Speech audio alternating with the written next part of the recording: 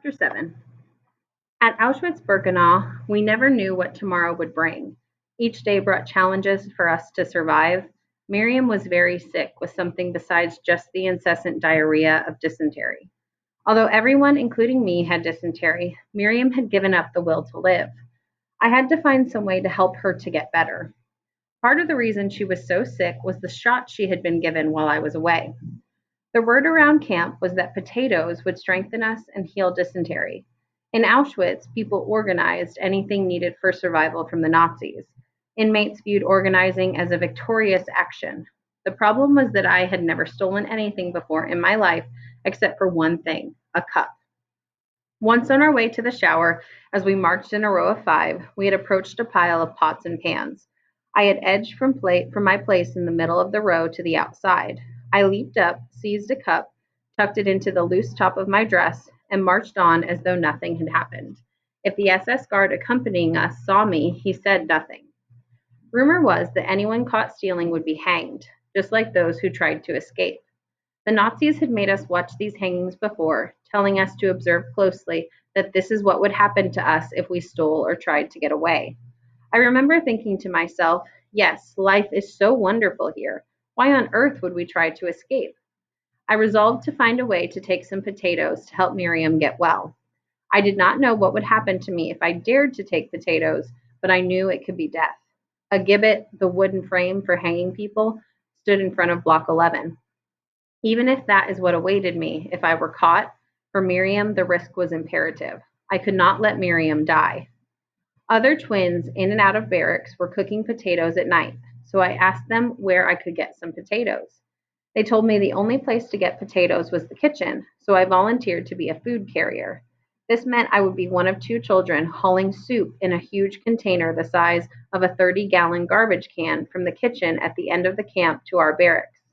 It took 20 minutes to walk there. Lugging back the heavy filled can took us even longer. The first time I volunteered, I was not chosen. The next day, I volunteered again and was picked along with another twin to get the daily soup, a watery liquid that occasionally had a bit of potato. As soon as I entered the kitchen, I spotted a long metal table that held pots and pans. Beneath, I noticed two sacks of potatoes. For a moment, I hesitated. If I were caught, I could die, but if I did not try, Miriam would die. I bent down and peered around to see if anybody was watching me. My heart pounding so hard I felt it in my ear canals, I reached into the sack and snatched two potatoes. Somebody grabbed me by my head and pulled me up. It was a kitchen worker, a fat woman prisoner wearing a striped scarf on her head. You cannot do that, she yelled in my face. Do what, madame? My eyes were wide with false innocence. It's not nice to steal. Put those back. I dropped the potatoes back into the sack.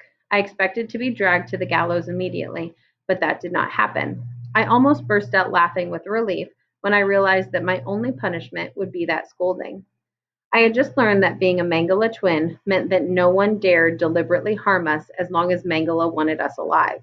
He needed us to continue his experiments. But I still had a worry that the kitchen worker would report my attempted crime to the Blokova, our block supervisor, and I would not be allowed to carry food again. The next day, however, I volunteered and was chosen again. This time it was easier to organize potatoes without getting caught. I was not nearly as nervous because I knew the worst that could happen to me was a tongue lashing. Once I reached the sacks, I quickly grasped three potatoes from under the table and hid them in my dress.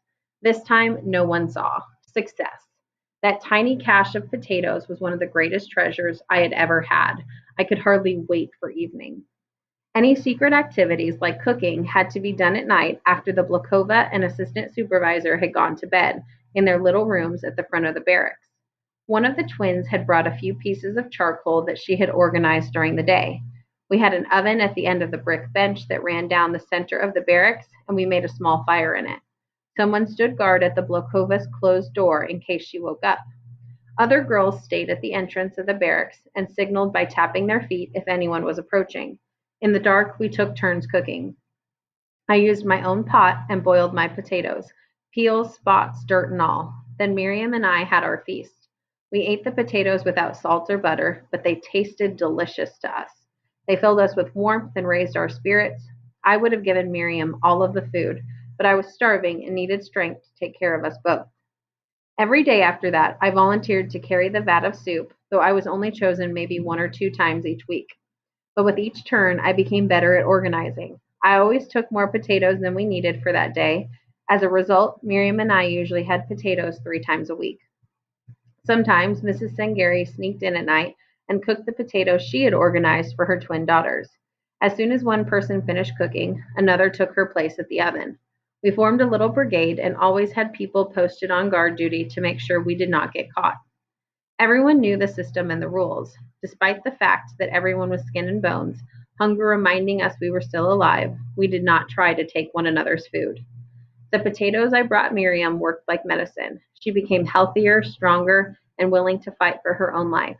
I can say, and it would not have hurt her feelings, that my sister would have died then if it had not been for me. And in turn, taking care of Miriam had helped me become sturdier and more forceful too.